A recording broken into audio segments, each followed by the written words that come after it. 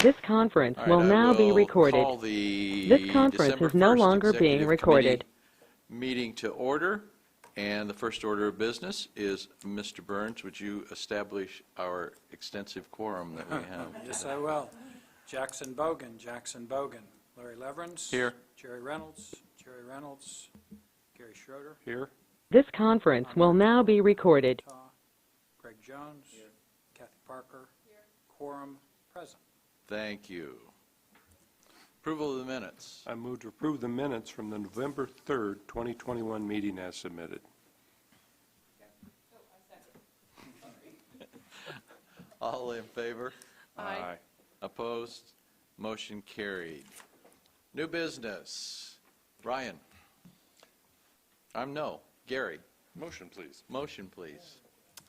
I move to hear and approve Resolution PD 2107, Heron Bay Development, LLC, Stonehenge Phase 4 PD Z 2786. I second. Now, Ryan. All right. Well, the last of our 2020 PDs is finally coming in for construction. So this project was approved by unanimous vote in May of 2020 with a rezone classification from R1 and a small port of PDRS to a brand new full PDRS zone, and then approved by the county commissioners in June 1st. You can see our location here. This is Phase 4. Stonehenge has multiple parts. Most of it is a standard subdivision. In fact, the Phase 5 is coming in for construction soon. Its approval is imminent. The original plan development portion of Stonehenge is located here and sort of established of a theme that is being continued with this southern portion. And which also includes the private street network that was started with that plan development. So there are no public streets here. They'll have a driveway, private street to public street connection at the Phase 5 portion of the subdivision portion. So the Phase 4 and 5 are actually kind of coming in for construction together. But this Phase 4 portion just consists of the construction plans. It's a 107-lot single-family detached subdivision. Fairly small lots, very consistent with the original phase to the north. Just again, they're just extending this theme.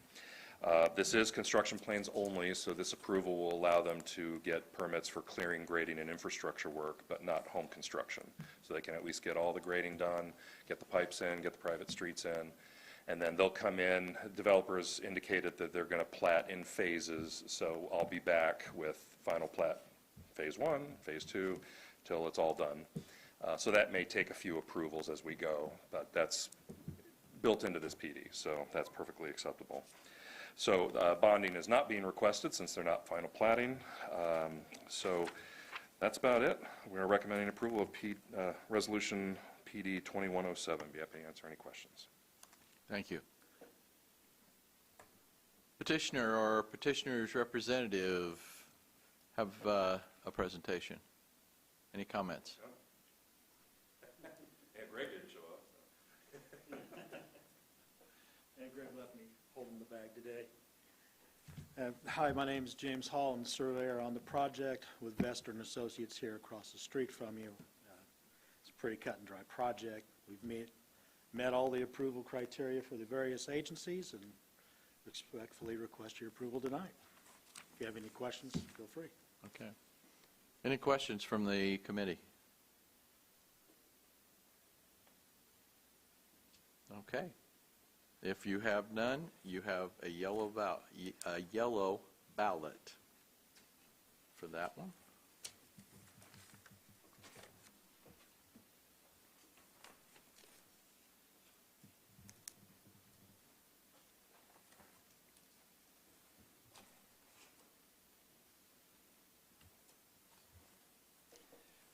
We have 4 votes, unanimous vote for approval.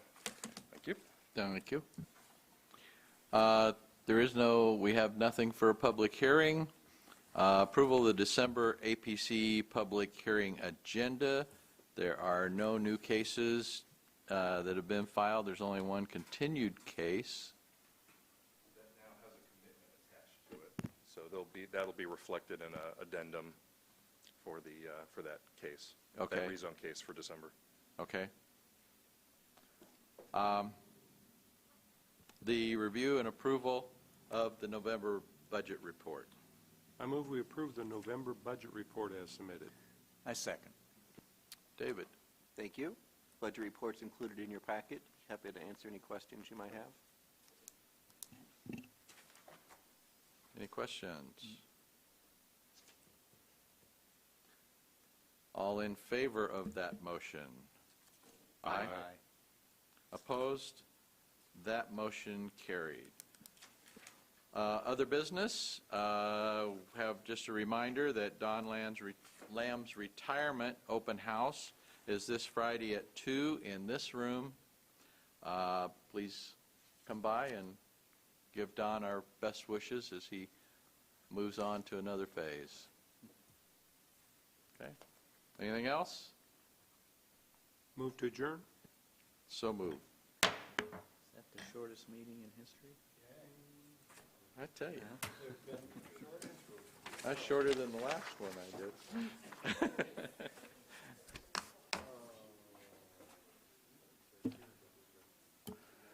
Okay.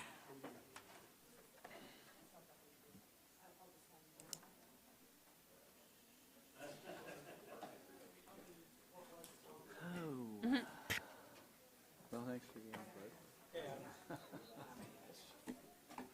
It's surprising, but it's true. Yeah, it is surprising. It's actually Larry. Larry. the opportunity because most people. Larry. Am I supposed to have something else, or just this? I'm sorry? Do we have the other? We don't have, Kathy, we don't have, or didn't have, there we come. Ah, there we go. There we come. There you go. Thank you. Thanks.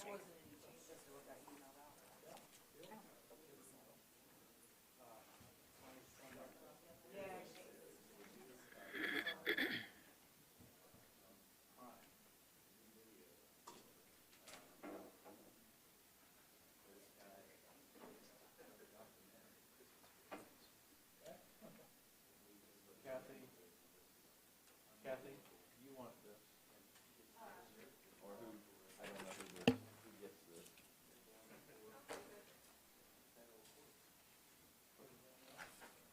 Thank you.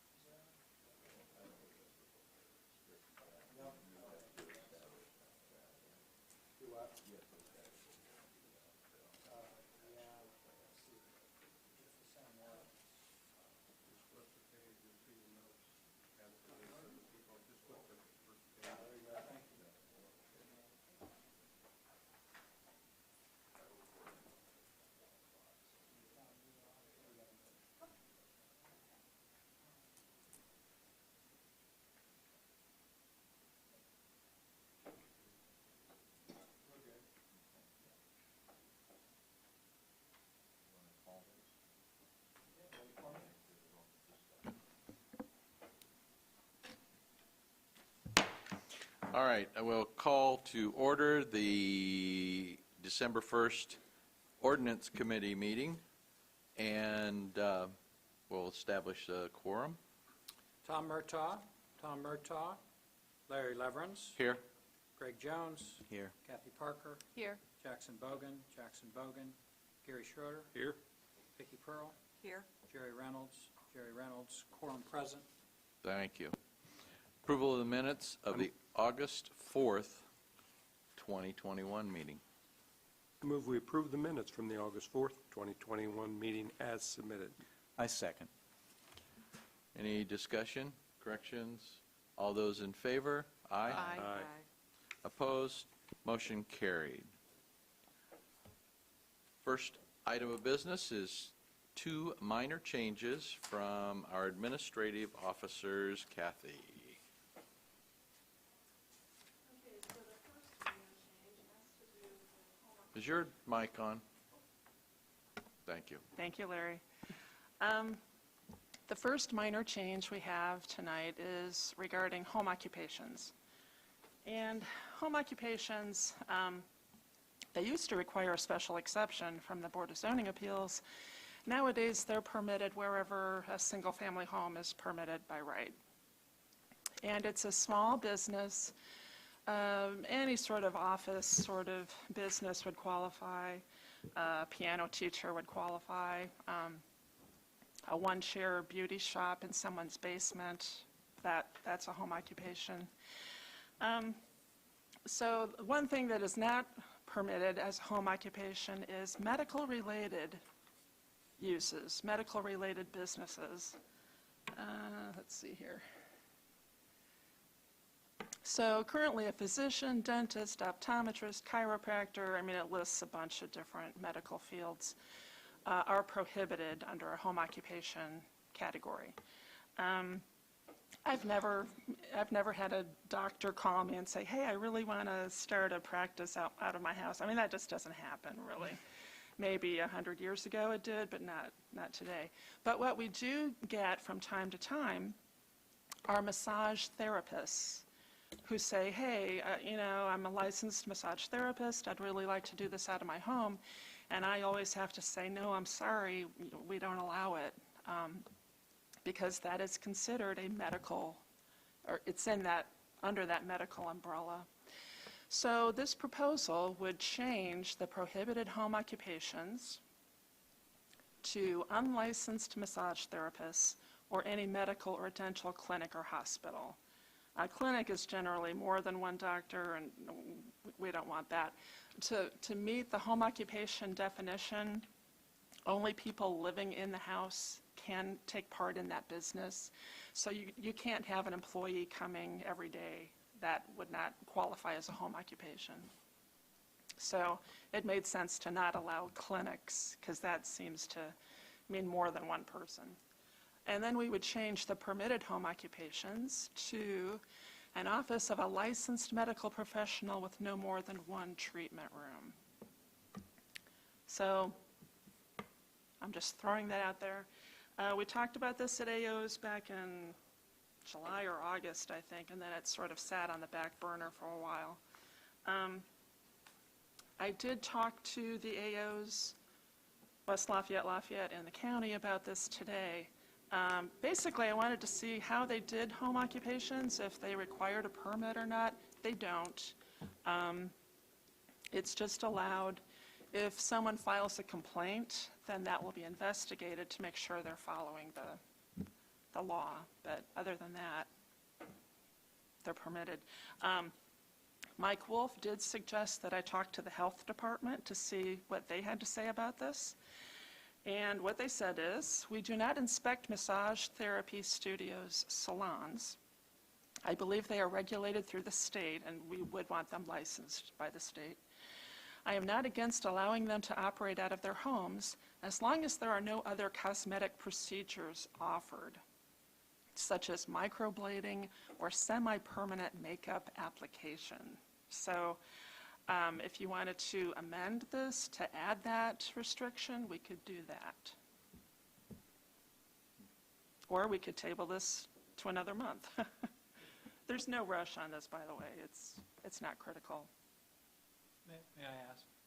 I had a question about why just unlicensed massage as opposed to unlicensed, name 10 other things. Yeah.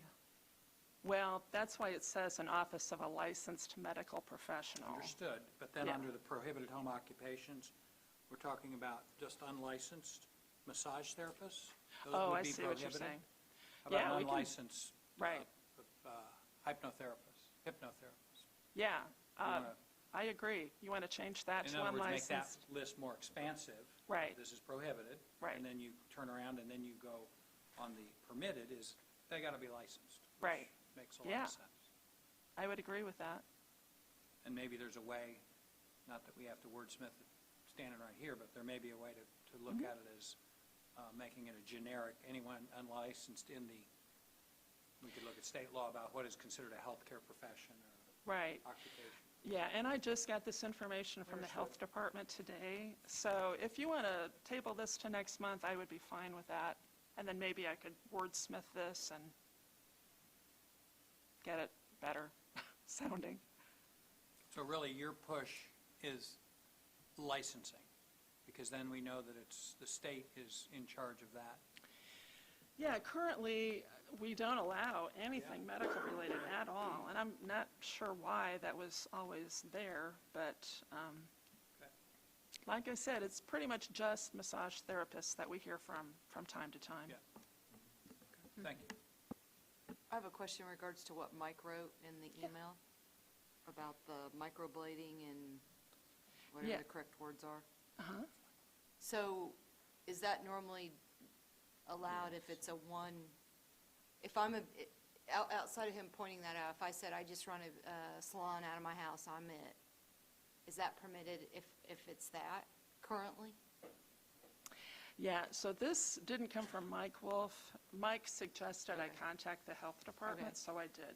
This is from Whitney Hobbs, an environmentalist with the health department. She's the one that does inspections on this sort of use. And what she, yeah, to answer your question, we have long allowed a single-chair beauty salon, like people cut hair in their Right. basement, whatever, that's fine.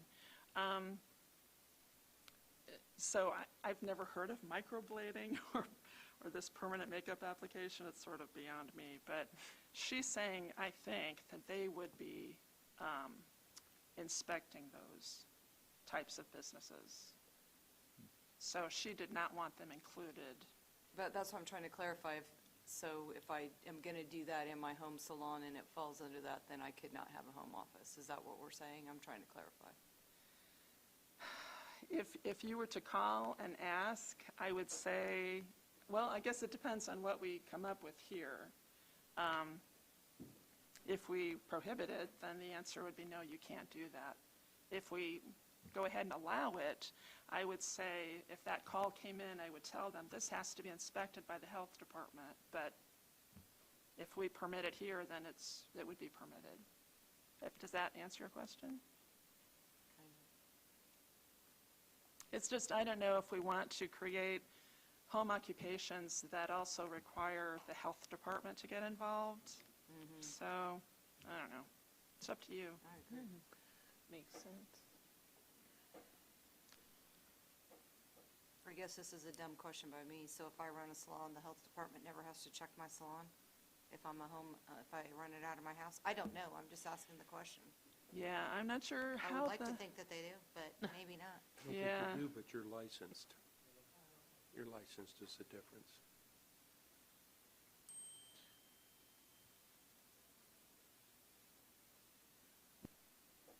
so table it. What's the committee's?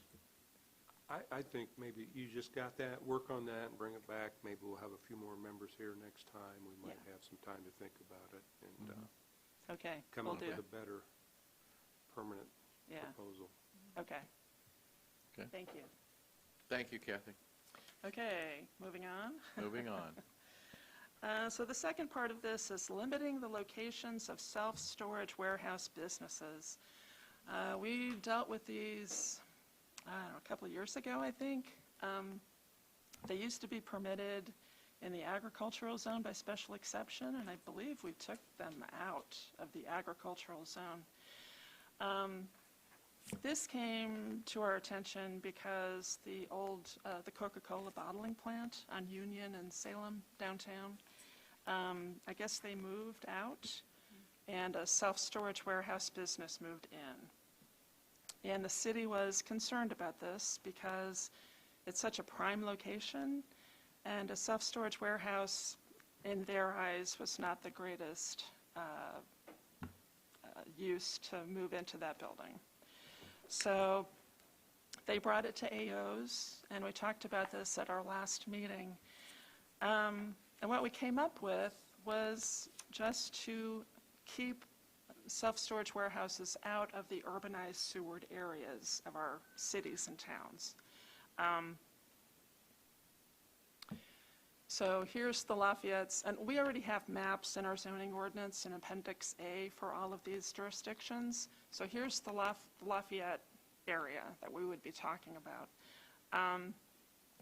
So all we would be doing is eliminating the possibility that self-storage warehouses would locate within this boundary in the future. So it would keep it sort of on the edges, which is pretty much where they traditionally have been located, along the edges of our cities, until this one here. Anyway, so this is the Lafayette map. Here's the West Lafayette map. It would not be allowed within this boundary in West Lafayette. I mean, it's not a very huge area. It's pretty much just the downtown Chauncey Village, and I don't think it even gets into Hills and Dales much.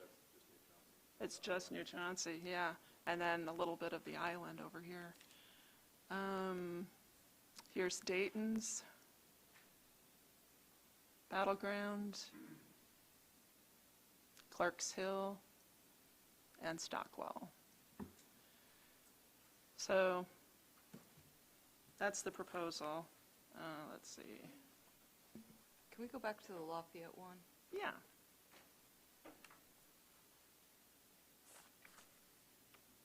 So we're saying they would only be, they would not be allowed in these zones, where the gray is? Correct.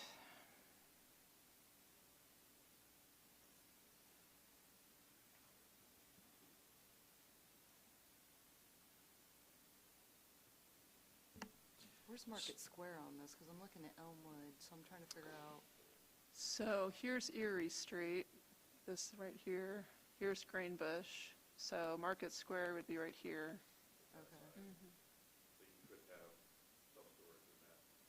Correct. Right.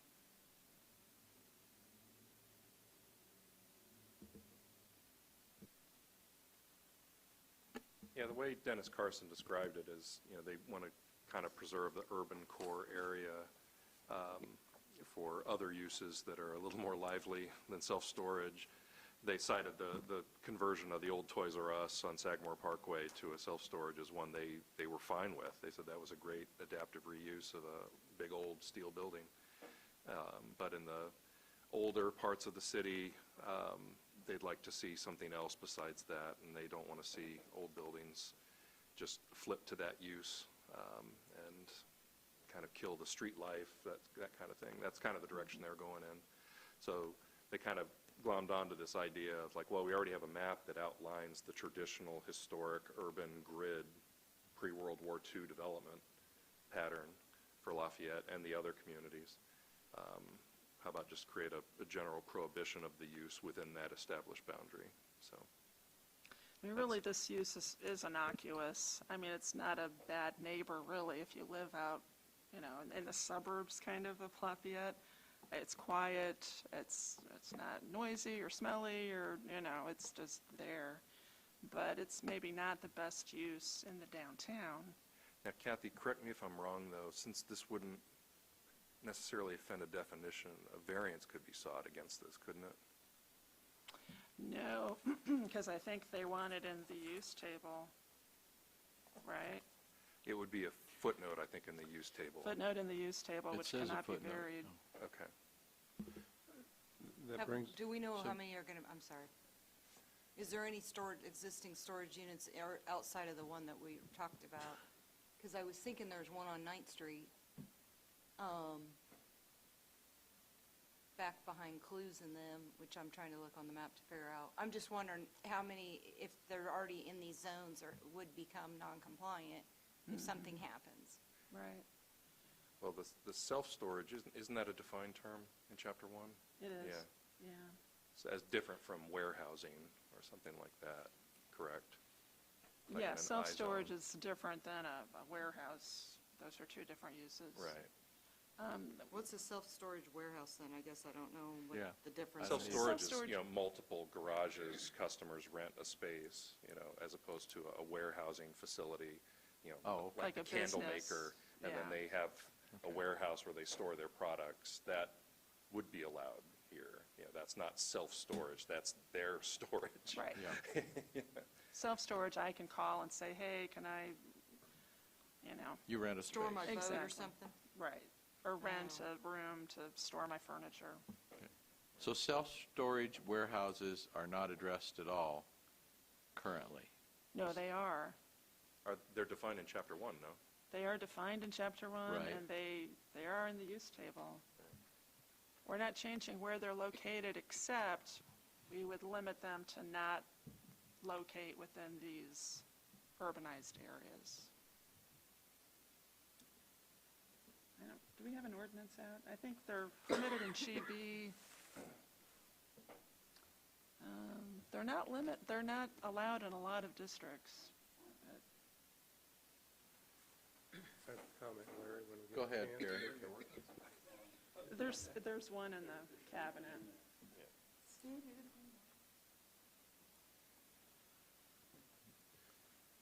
I had a comment. I would agree that the highest and best use is always what we're trying to get to. Sometimes there's a debate about what that is. And I don't disagree with that. And I drive by the Toys R Us, and that was a great reuse. And they took up that entire parking lot Right. and kind of reused that. But I'm just, and Ryan brought it up about leaving that where you could vary that in case you had some unique situation that may make sense. At least there would be a public hearing, and the city's own Board of Zoning Appeals could review that. I just, seems Okay. like when we put things in a box where there's no way to get out. Right. it's, Yes, we work. could put that in a part of the ordinance that you could vary. Right, kind of like Instead it of was use. before. Yeah, if you get Yeah. a special, would it be a variance or a special exception?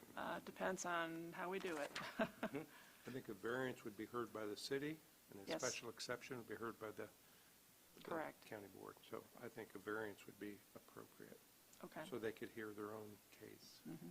I have the ordinance, if you'd like to hear it. Please. Okay. The definition of a self-storage business, okay. It says a building or buildings, which are also defined terms, designed and used for renting or leasing individual storage spaces accessed by customers from individual inside or outside doors or garage bays, to which customers thereof have access for storing or removing their personal property. Individual self-storage spaces shall not be used as a residence or for illegal purposes. All storage shall be indoors. So, And then in the use table, where is it permitted? yeah. I think it's pretty much GB in the industrial zone. Self-storage warehouse business is permitted by special exception in the NB. It's permitted in GB and all industrial zones. Yeah. All right, so this would change that use table. Well, yes, what's being proposed here would add a footnote to that use table prohibiting that use in these areas. But Gary is suggesting not doing it that way, but putting it somewhere else in the ordinance. Yeah, I if I To can allow throw a variance comment. option. Right. Pardon? To allow a variance Right, option. and I would agree with Gary, because it seems to be confusing, to me anyway, if you say it's allowed in, let's say, a GB area, and there are GB areas in Yes, these areas. there are. So Okay. somehow kind of Yeah. combine that in there. All right. Would you like a motion on that? And Or- or just a comment would be good, that maybe you work on that and bring it back Yeah, I next can month? work on this as well and Kathy? bring it back in So you January. can do a variance, I think works Yeah. well, If and maybe include all the districts. Steve raises an interesting point, is would we run afoul of use variances at all? Well, we'd have to word it very carefully. Yeah, it may have to mean, be a yeah. special exception, but Yeah, we'll figure it out. Okay, yeah, very good. very Okay. good. Thank you. Thank you. All right, 500-year plains, or floodplains. Larry?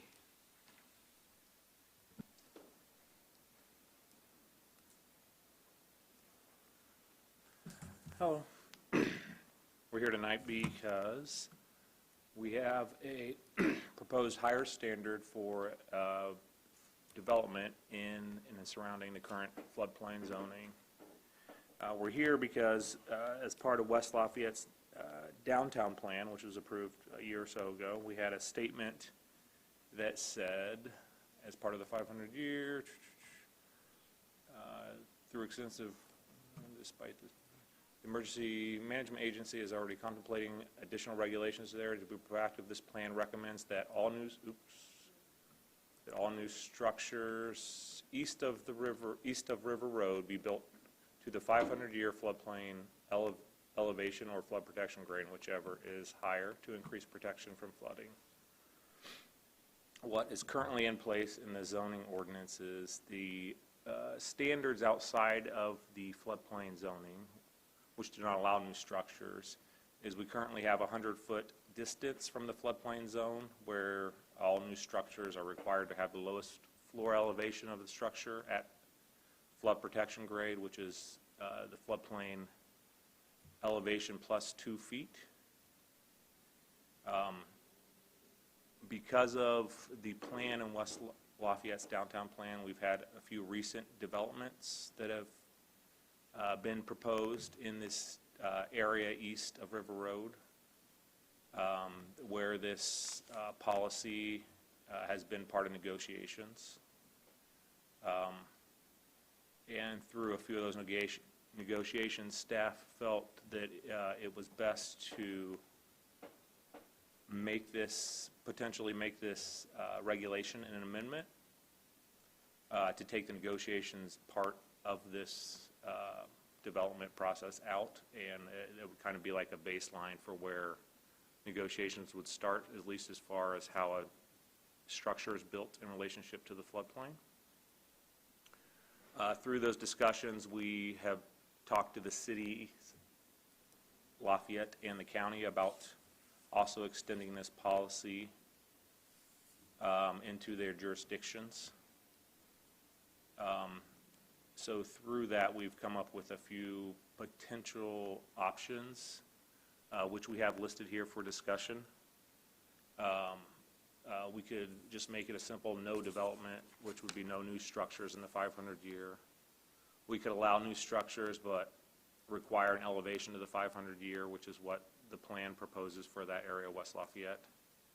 And we could end up with the county in the city having different policies over this development. And then the other consideration is storage / fill and drainage in the 500-year and how that will be affected. As you can see here, this is the West Lafayette area, which has been the primary area of discussion, as the orange is currently classified as 500-year. The light blue is the 100-year fringe, and then the floodway is the purplish color here. The policy currently says basically everything east of the river needs to be built to the 500-year elevation.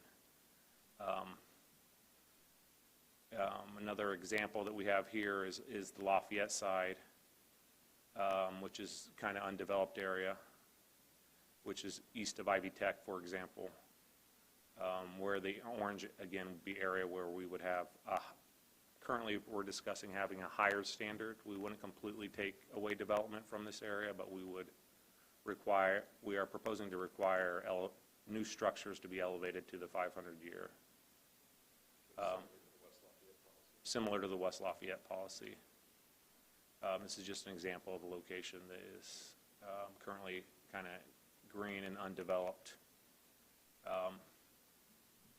But that is currently where we're at, and we have decided to bring this discussion to the Ordinance Committee to get some guidance on this topic. The county commissioners were in favor of this, so they have worked with Christopher Burke to help us coordinate not just the land use and zoning, but also stuff that's kind of outside of our reach, which would be drainage. County surveyor has also been in this discussion, Zach Beasley. And then Christopher Burke is also working with us to look at other communities in the state and nationally and see, what kind of policies are currently in place there and kind of align us with possibly practices that are already in place. So they're going to talk a little bit about that overall.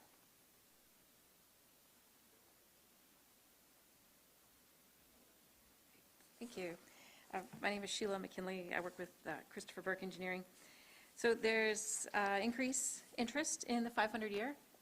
So we've been experiencing a lot of more intense, frequent rainfall events causing a lot of flooding, places of flooding that didn't used to flood.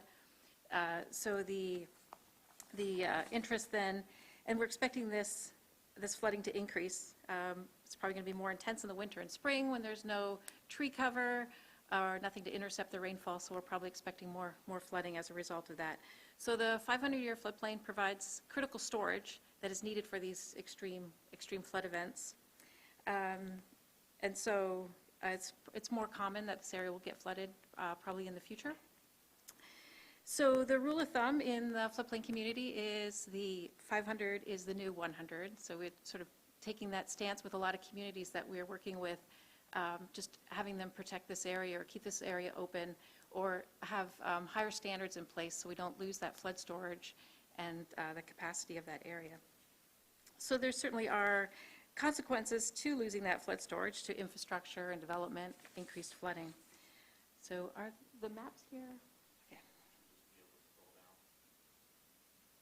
Okay, so there's a study we're working on with the county surveyor and the commissioners and some others, area plan commissions involved as well. So we are mapping inundation zones, and so this is an example of some inundation zones, and this shows areas that we expect to be flooded during a 500-year event, and this is along the Wabash, and so you can see the legend. The dark red color is where you expect buildings to have more than 5 feet of water in and around them, and then the more paler color, the yellow, is 0 to 1 feet. And then we also look at road overtoppings as well. So you can see the roads, again, the red would be more than 5 feet overtopping, and then the paler yellow, 0 to 1 foot. So this gives you a feel for the development that's there right now and the impact that an extreme flood event could have in the area, and the importance of having higher standards in these areas. Oops, sorry. Okay, and then here's another example. Okay, so here's another example along the Wabash, more in the Lafayette area. So there, as Larry mentioned, there been doing some preliminary research, and it's very common, or it's becoming more common, to have regulations for the 500-year. So similar to what the county has in place now, Compton, New Hampshire has a 500-foot edge. So where you have 100 feet outside the special flood hazard area that you regulate, theirs is 500 feet. So very similar to what you're doing now. And there's lots of variations on the language. Columbus, Indiana has flood standards that apply to the special flood hazard area, so the 100-year area, and they extend that to the 500 and any known flood-prone areas. And so we can go above and beyond what the National Flood Insurance Program has in place, so we can go above federal requirements and state requirements, so you are allowed to do that as local. Goshen, Indiana is in the process. They have a recommendation in their flood resilience plan to require new development to be in the 500-year to be built at the 100-year level. So that would be very similar to that. And then there's other examples. All of Region 5, and especially in Colorado, are implementing higher regulatory standards. Several places in Texas, especially after the large flood they had a couple years ago, again, extending the requirements of the 100-year out to the 500-year. So very, very common and lots of precedents there to put that in place. Do you have questions that I can answer, or do you have more you want to add, Larry? I just had some questions, and I don't know if you have any answers, but you talked about, at least the first statement, federal emergency management agencies are contemplating additional regulations. Do you know what those are? Yeah, so I don't know specifics, but there is talk about extending the regulations into the 500-year, because it is a known flood hazard area that has been mapped. And so if we know there's a hazard, we really should do our best to try to mitigate and not put people in harm's way. Sure, agree with that. That may move very slowly, that process. And then you talked about more flooding. Does that mean that the 100-year may need to be adjusted? Are you saying you're anticipating flooding outside the 100-year floodplain? Yeah, I think that we will probably have to update all of our maps with what we're seeing with climate change. The boundaries will probably change. That'll be a long process as well, for sure. Just seems like going from 100 to 500 is a pretty drastic step. Yeah, so I'll back up to where Larry had the map. So the 500 isn't it's not that much larger in some areas. Okay, maybe here it is. But there, these are probably the two areas where it is probably the largest in the community. It is. Okay. It's the most dramatic. Yeah. Good examples. But otherwise, it's really just an extension, and your current regulations probably pick it up with your 100 feet. But it's probably good to have some regulations in place for the 500. And again, not stopping development, but just being a lot smarter about it and more resilient as a community. Well, it seems to me like you'd stop development if you extend it to 500. You're saying no development in those areas. No, we're just saying higher standards, that buildings have to be built to So you a have higher to standard. So Larry, raise the elevation? yeah, absolutely. Okay. So Larry presented 4 options. So the first one is to pretty much to not allow development, and that is absolutely an option. The second was that all new structures required to elevate to the 500-year elevation. So that is pretty much on par with where the 100-year is now. So you have the river elevation, and right now in Indiana, you're required your first floor elevation has to be 2 feet above the river elevation. So we're saying that either you have it at that base flood protection grade or at the 500-year, whichever is greater. You're just providing some protection for those structures. So you don't have basement flooding, or you don't have flooding, you won't have loss of infrastructure, loss of property. Sort of trying to mitigate that.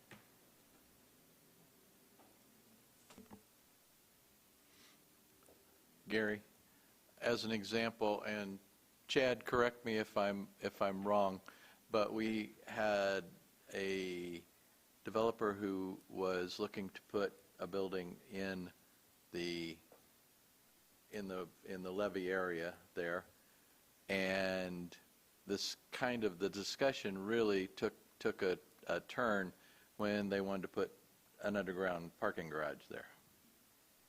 And so that really kind of started the discussion, right, Chad? Something along that line. Yeah. And the downtown plan's development policies kind of speak to that. Right. And encourages the use of, surface, covered parking, structured parking, basically above grade Right. parking. Like the Wabash Landing Garage, it's a good example of that. Yeah. But, And we started talking that, okay, this is a significant area of land area, but at the same time, looking around the county, there are some other areas too. So do we want a situation where there's, each municipality or each governing body has their own standards, or are we looking at something that can be countywide? Yeah, I think the underground parking would make sense that you're building parking in a... Yeah. Yeah. Wouldn't necessarily make sense. And certainly, we don't want to say, that's going to be one giant parking garage or parking lot down there. We want to encourage the development, but at the same time, be safe to do it.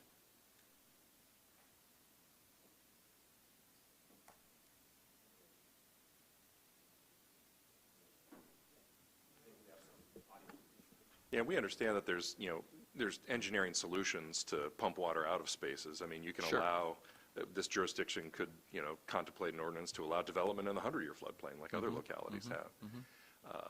But we want to avoid that damage to property and possibly lives, you know, in the event that that engineering solution might fail. You know? Sure.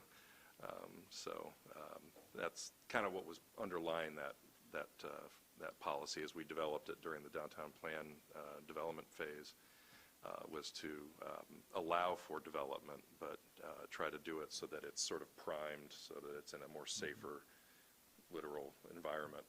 The land has been raised up, you know, for future development.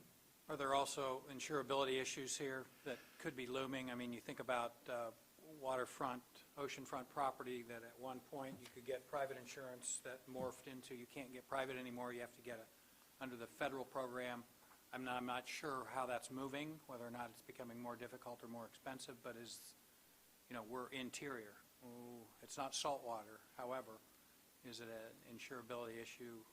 I don't know the answer to that, but it'd certainly be a smart question to know the answer to. Right. Well, certainly if you know, FEMA extended, you know, the requirement for, you know, insurance, if that physical area now included the 500-year floodplain, well, if we get areas that are elevated out of it in advance of that, you know, one could say that you may not need insurance, correct? Yeah, so the National Flood Insurance Program is moving to a new program called Risk Rating 2.0, which is based on your flood risk. So regardless of where you live and how close you live to water,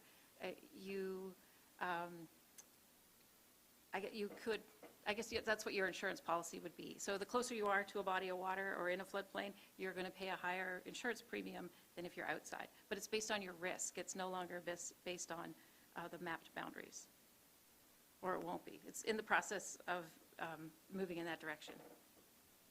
And so presumably if you build yourself out of the 500-year floodplain, then your risk is back to what it would be if you weren't in the floodplain, correct? Or is there a missing piece there? I think it's physical proximity to bodies of water. So even if you regardless built of how yourself high. out, Yeah, and again, it's a very new program. which doesn't seem to help much or make much sense. If it's a risk base, then Yeah, the whole idea is they're trying to get people out of the floodplain. yeah. Thanks. So even if you've elevated and mitigated upstream? I'm not sure of that exactly. Yeah. Sorry. Okay. It'd be a good thing to know, I suppose. Yeah. I think it just came out in October, and then Right. April is when I think old policies have to convert over. Mr. Balancey, did you want to say something? Yeah.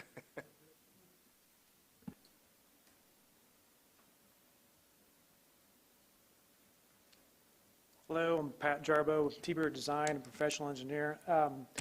I've started my career off in floodplain management. I've been doing this since the 90s, and I've also incorporated new federal documents in the state of Indiana when they come through and new rules and air permitting back in the 90s.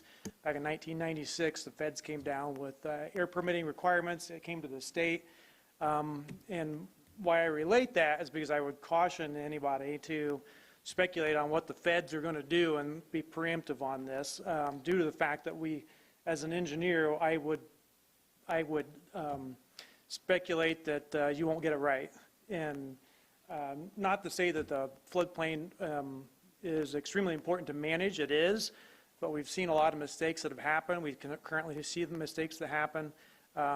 Agriculture bills back in the 50s promoted and paid for millions and millions of dollars of levies, which we now realize is an engineering issue. It's a mistake. Building to the 500-year right now, also without understanding how that affects the entire floodplain, I think would be a mistake to move ahead of. So you would fill and build to the 500-year floodplain in the 500-year floodplain without knowing what the Fed's going to come back with.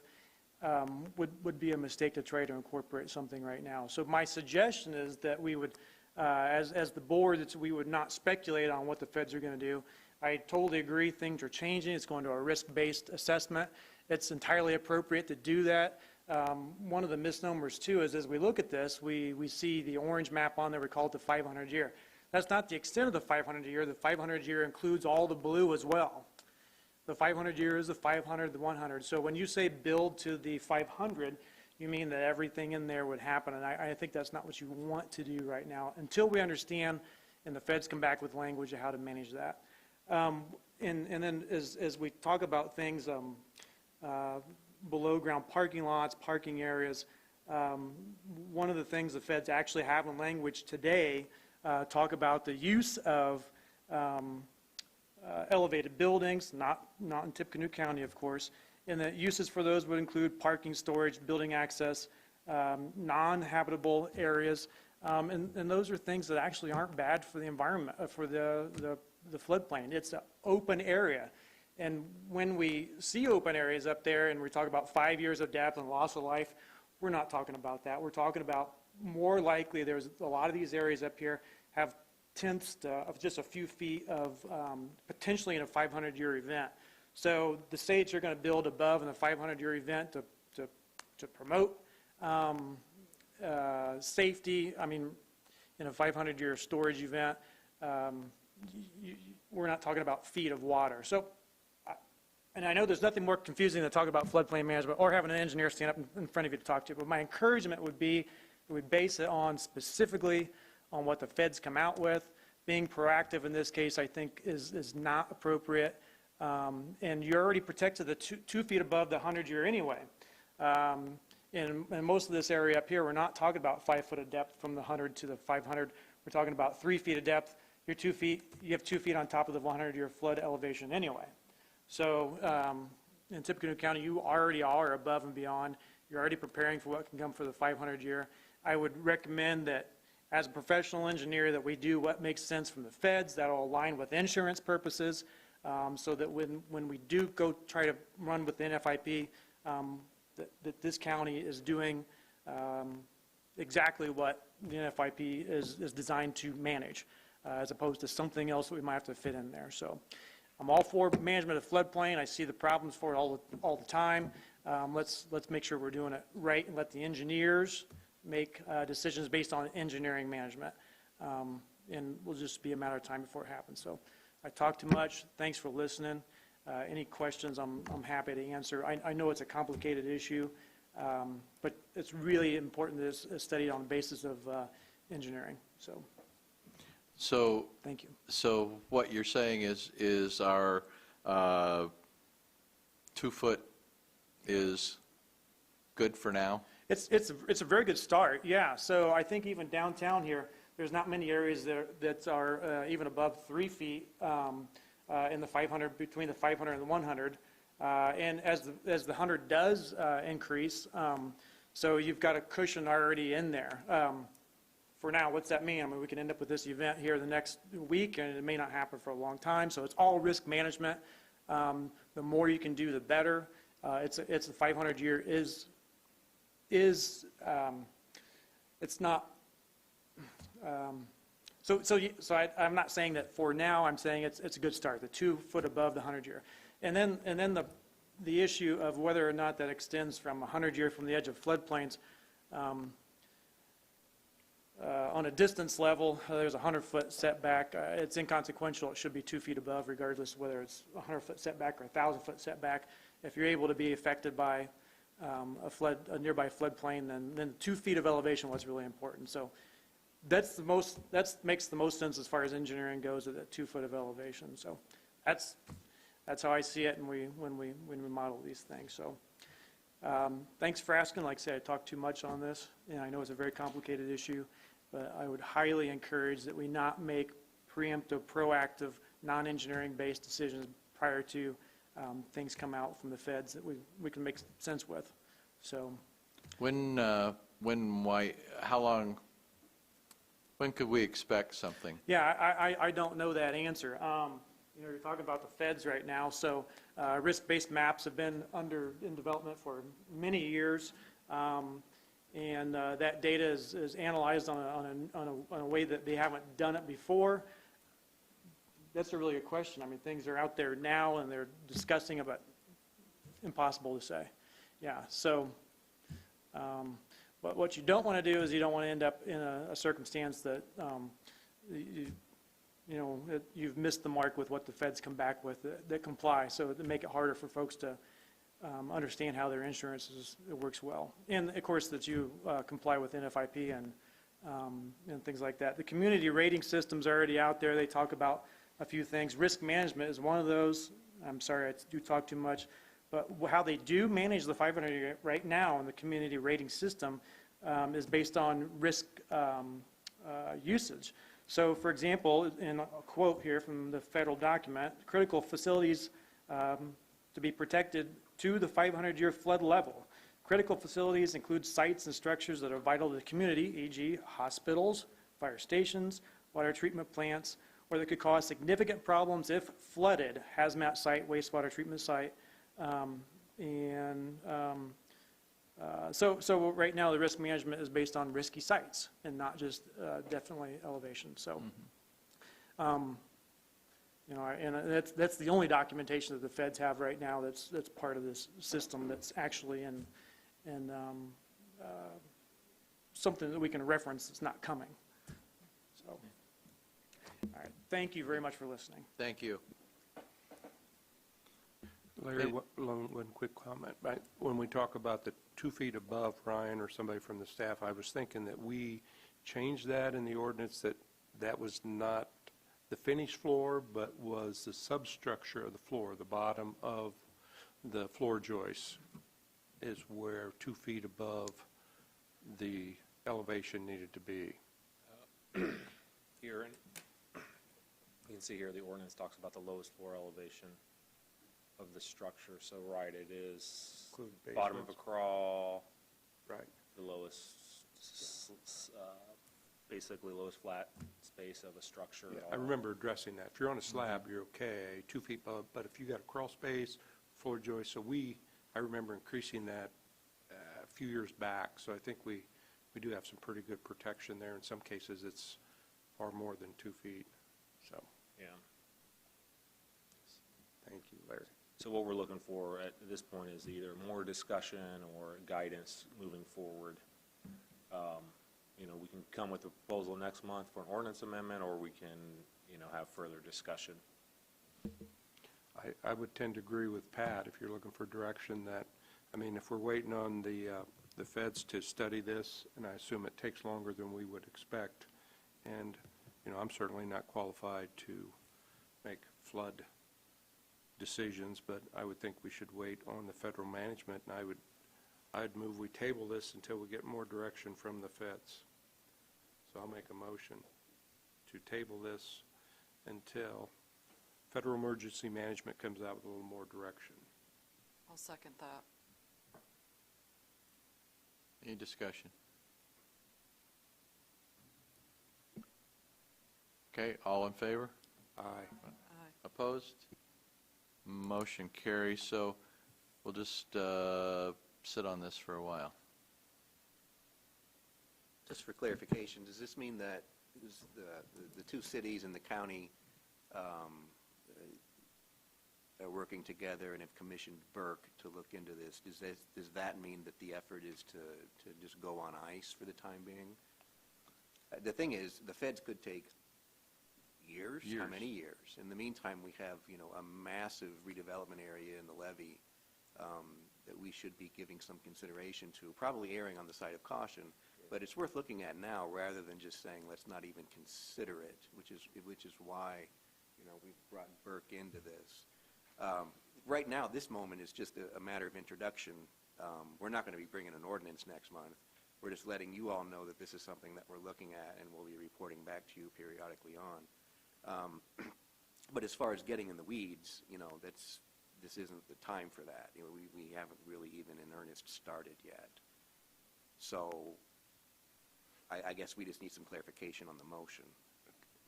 My thought would be, I mean, if you got a situation in West Lafayette where they can currently build a parking garage in the 100-year floodplain, I think that should be addressed where that won't happen. I think that's what you brought up, Larry. You know, somebody's developing and they propose, I don't know if that's allowed now, but if it is, maybe that's something we should visit.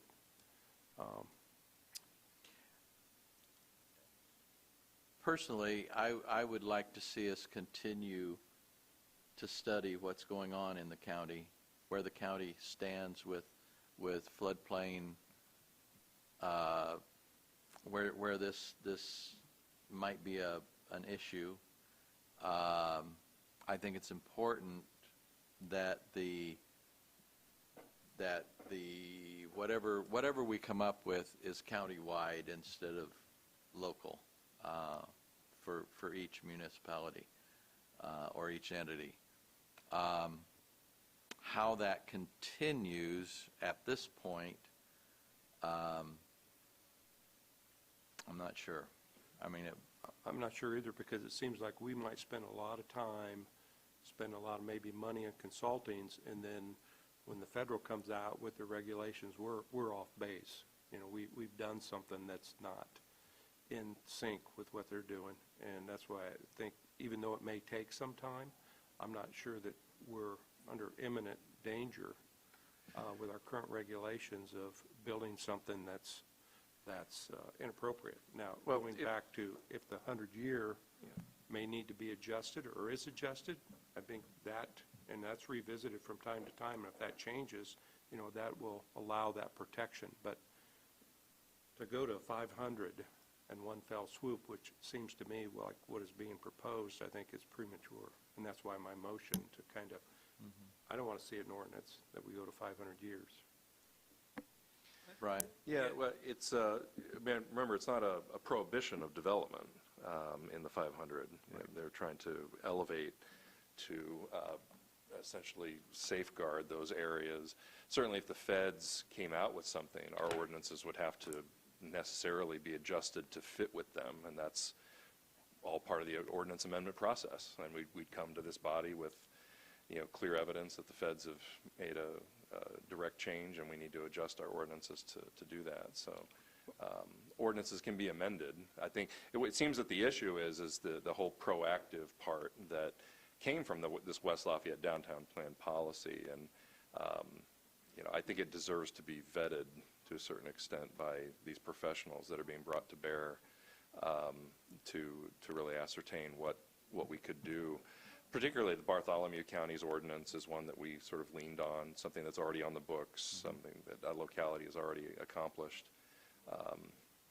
And like I said, we don't have an ordinance that you're either promoting or not. We're sort of just informing you that we're sort of exploring this and kind of vetting this West Lafayette downtown plan policy, for its feasibility. It was very aspirational. We're trying to protect property, life in these areas that are right adjacent to these low-lying places. West Lafayette's downtown plan was very much a pro-development plan. I mean, remember the street grid and everything else? It's all in that orange area. We want it to develop, but we want it to develop safely, and we just couldn't ignore this 500-year floodplain. And so, this is sort of giving us some space to kind of vet this policy and see what can be accomplished and what's possible. So, right, and consider alternatives along the way with, people that know what they're doing. well, and I think Mr. Hiddle's question kind of hits it on the head, is what does that motion that you've just passed do to what's happening? And I believe the answer, nothing, is if the county commissioners decide to move forward with studying, if either cities decide to move forward, that's all well, good, and fine, and this body doesn't have the jurisdiction to stop them even if they wanted to, and I don't think you want to. As And it so, impacts zoning, well, then and it just would have to come back to this The body. specific question is, what's the impact? I don't Right. think there is an impact. Yeah. And then on- you'd have the liberty to vote yes or no on it. Yeah, if there's something in front of you, sure. But Right. I guess at least the way I would interpret this body's role, this group, and the question that Mr. Hiddle asked is, what's the impact of it? Well, it's when you have more information to bring to this body, bring it. But it's on hold for now. We're not going to take any action as a body on anything. And I'm not sure that anybody's ready for that action to be taken anyway. There's a difference between, in my view, preparation to be proactive and jumping way out there and nailing down all sorts of parameters that are specific and perhaps will be counterproductive. But we're still in the investigation stage, it sounds like. Yeah. And I don't think that this body's trying to slow that down. Right. So again, I'm just trying to respond as I understand structurally what just happened.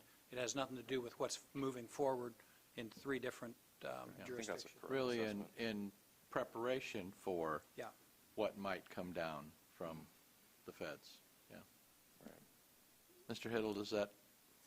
Yeah, I just Yep. wanted clarification. Gary, is that how you're Well, I thought I made a motion that we tabled this, and, you know, it's not something I thought we should spend time on when we're waiting on the Federal Emergency Management Agency to come out with some direction, as Mr. Jarbo suggested. I think the chances of us missing the mark are high, and we're not going to get it right, and we're going to spend a lot of time and maybe just go in the wrong direction. And when you're doing that, then you set up development that may not be appropriate. Now, with that being said, I think there's some issues that may need to be addressed that we shouldn't ignore, and I think that's outside of this.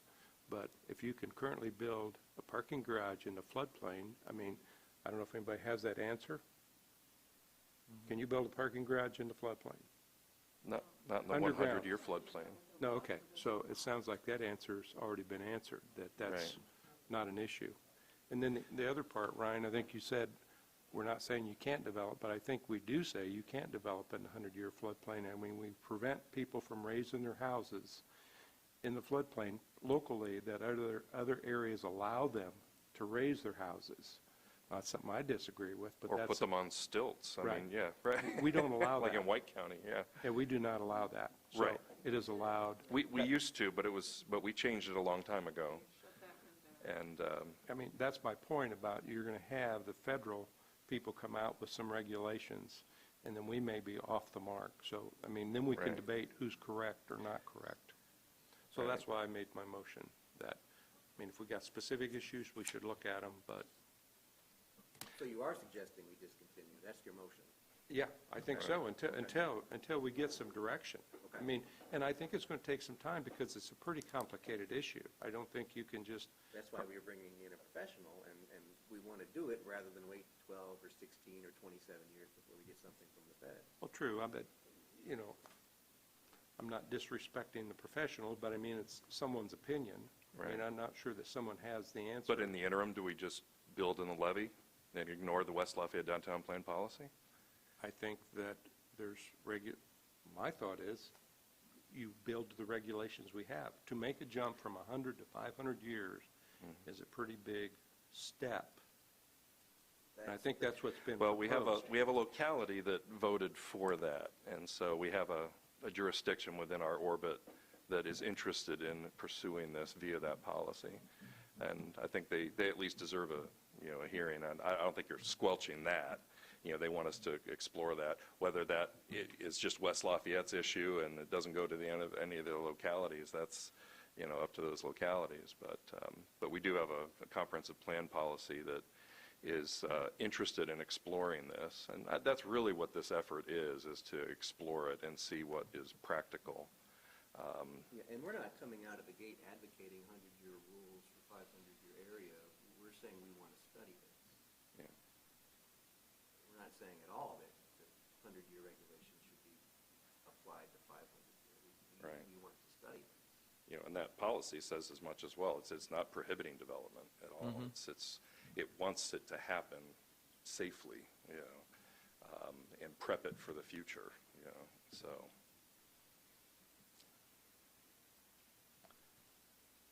So I just think that the policy deserves essentially a vetting, to a certain extent like the street grid.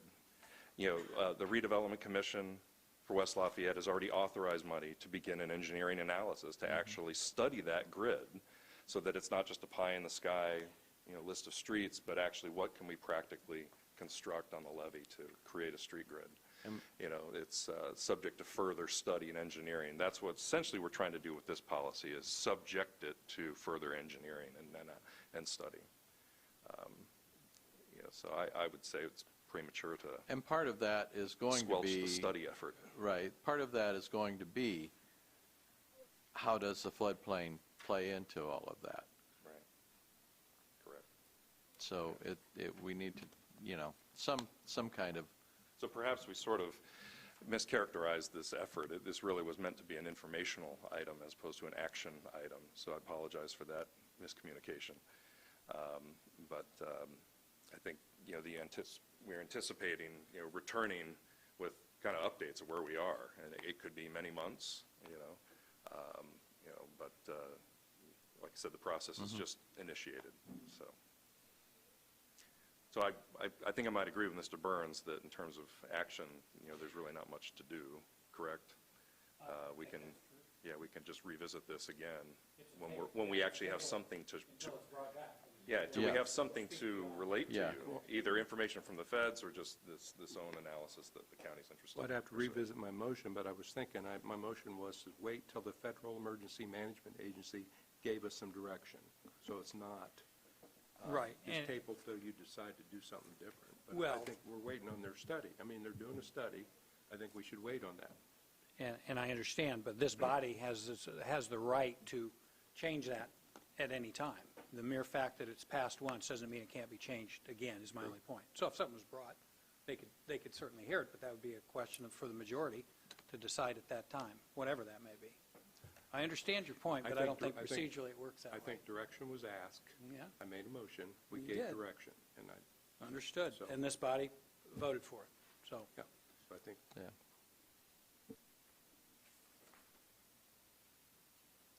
And we also heard from other PEs that deal with this, and I tend to agree with them for the time being. Like you're right, until new information comes forward, typically from the people that are studying it, I think we should wait and not spend time or money on it.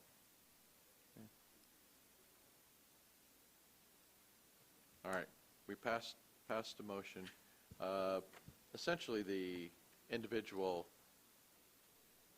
entities still, I go back, that those individual entities, as they have questions, can work with APC staff as well, on alternatives. So, I know that's clear as mud. This is all very confusing. So as Gary has fleshed out his motion, it's clear he intended for it to mean don't do this. So and you voted, so Yeah. is that in fact the case? My position is that you have to look at what the authority of this body is. And does this authority extend to telling the commissioners, for example, you can't spend money on studying it? And I think the answer to that is, of course not. The same answer for the city of West Lafayette or Lafayette. Does the authority of this body, no matter what you pass, extend to saying they can't study it? And my answer is, of course not. That can't work that way. Now, then you get into the APC. There are procedures that the APC uses with its ordinance committee that moves things forward towards the APC. Different answer if it's an APC issue. I think the APC could, not that I'm suggesting this needs or should be done, the APC could direct the staff not to look into it, I think. I don't think this body can do that, but the APC as a whole could. But his your motion- your motion and the action of this binds this organization, and the motion was that it should not come back until there's more news from the Fed. And it's very clear that's what was passed. My position would be that this body, if it wanted to bring it up again at next meeting, even without new information from the Fed, can look at it fresh every meeting. I'm not suggesting you do that. That's not my point. Let me back My up. point is the authority of this body. Okay, so did I understand you to say that the full commission could do that? Are you proposing I believe that? they could. Are you yeah. proposing we put this on the agenda at the full APC and we can air it out there? I'm making no such proposal. Well, I think we should. That would be, I would you as a propose- member would be your prerogative, not mine. I would propose, then we'll have more people here. Yeah. Obviously, we don't have a lot of people, but I propose we put it on the agenda. There you go. And, I We'll have more would, discussion. I There would, you go. I would I mean, support that, yeah. this is a big Big issue. issue. We should get some more input. The county, hopefully some people, county Yeah. commissioner will be here. Kathy, you have a question? Okay. So he's just saying that ordinance committee done, and you're right, it has to be passed by the full commission, so. Yeah. And I think we're looking at what's the action item here, too.